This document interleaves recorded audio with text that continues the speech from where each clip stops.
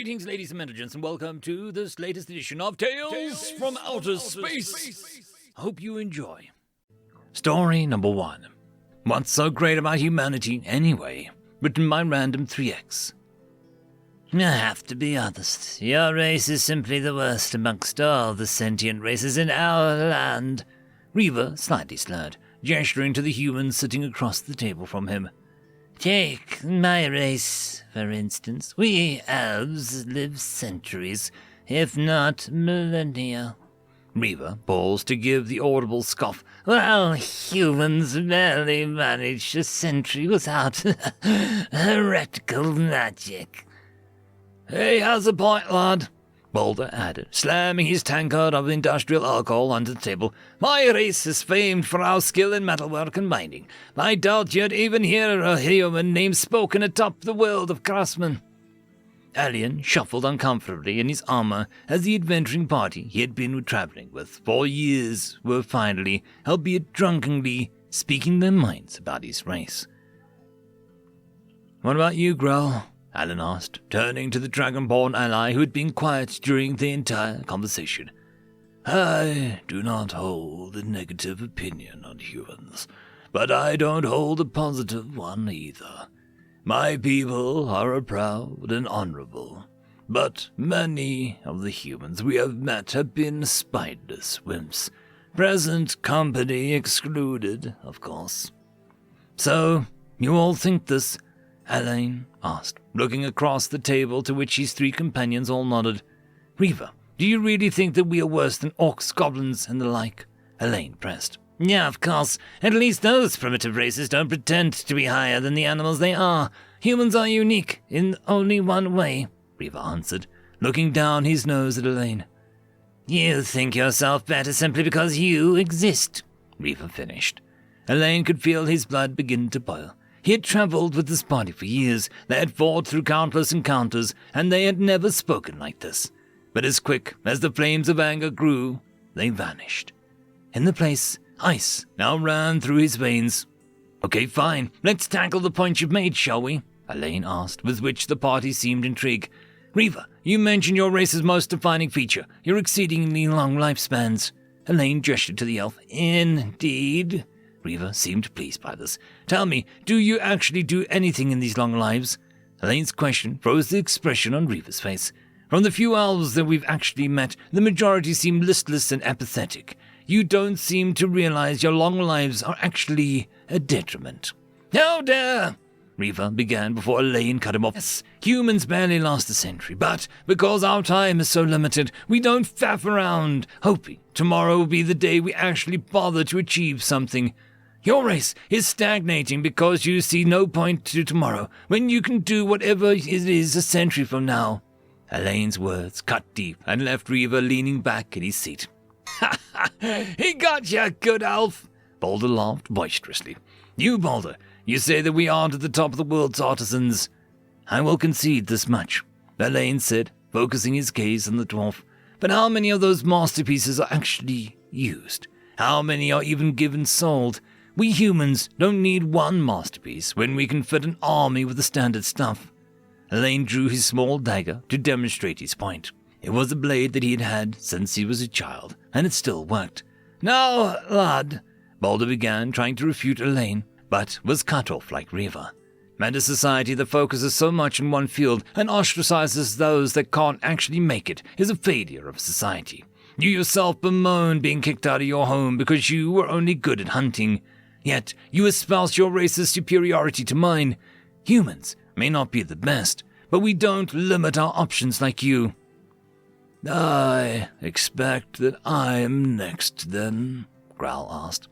I suppose so, Elaine nodded. You spoke of pride and honor, yes? Elaine asked, in which Growl nodded. I won't deny humans seem to not always value honor and pride. That is why we work far better than Dragonborn, Elaine declared. Explain how this is the case, Growl asked, his tone calm if not a little curious. Your adherence to such codes make you inflexible and predictable. Think how often a bandit has gotten a hit on you because you strictly adhered to your code, Alan explained. What if their blade was poisoned? What if they killed you? You would die no longer being able to be good in this world simply to fulfill some empty promise only you care about. Humans will abandon codes if they can't be practical. Yes, there are a few outliers who will die as you would, but the majority would rather fight another day than die a meaningless death. Your words hold merit, Elaine. Growl nodded in acceptance, the most positive reaction from the table so far.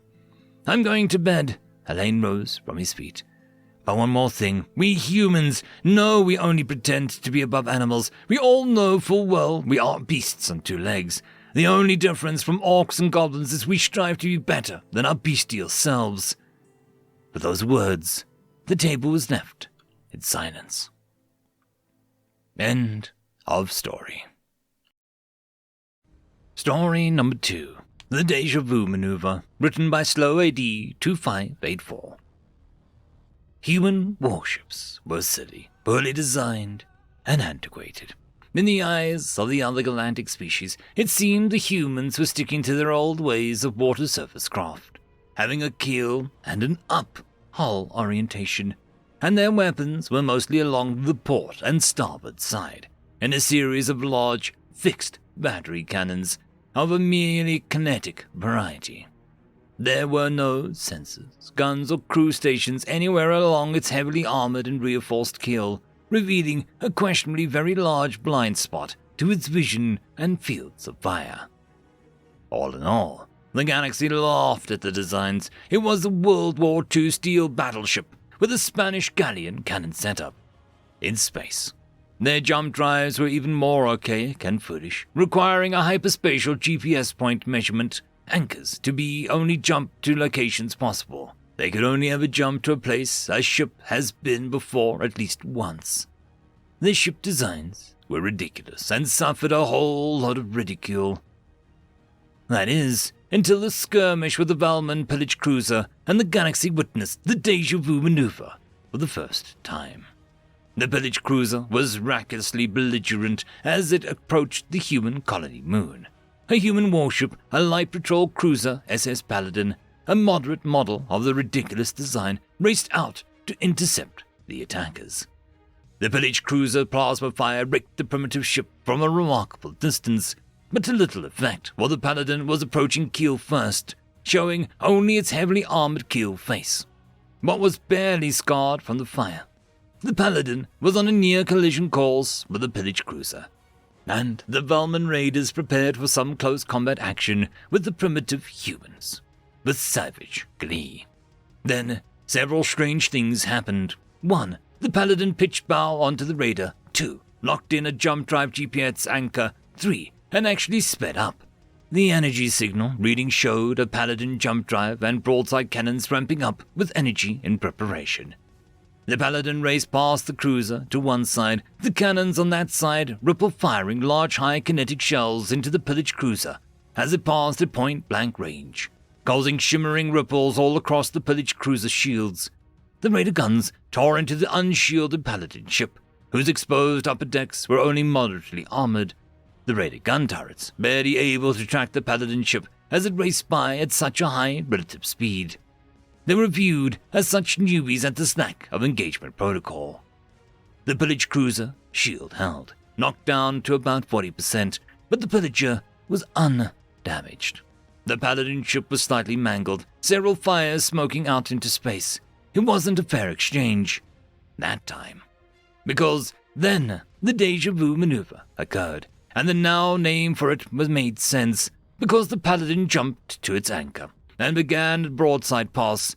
Again, the broadside cannons were perfectly fine under the mangled armor, as they were hardened against this type of abuse, and they were primed and fully loaded, as was the jump drive. This time, the pillage cruiser turrets found themselves pointing the wrong direction and wasted precious time traversing back on target. The shields failed midway through the pass, and the human kinetic shells began savaging the pillage cruiser. Its rather lightly armored hull amounting to paper against the muzzle energy the many human cannons could muster.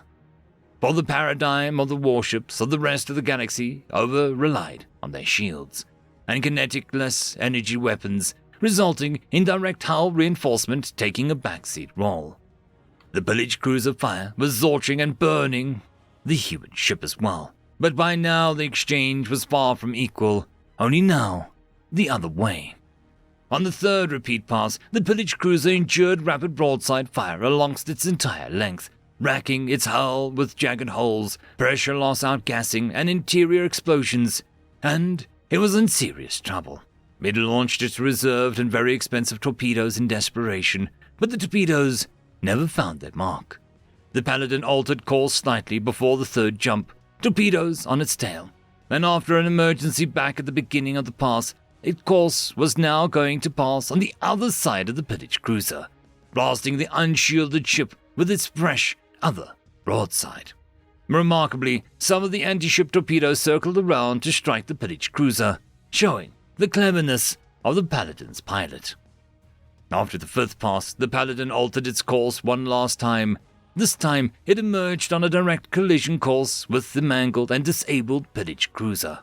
It pitched up, and the heavily armored keel of the battle-worn Paladin, with its seemingly unnecessary cable beam edged jutting out from the face of the armor like an old warship keel, now showed its purpose, as the heavily armored cutting edge collided with the pillage cruiser at a chopping 45-degree angle, literally smashing it in half as it went with a blunt, massive axe.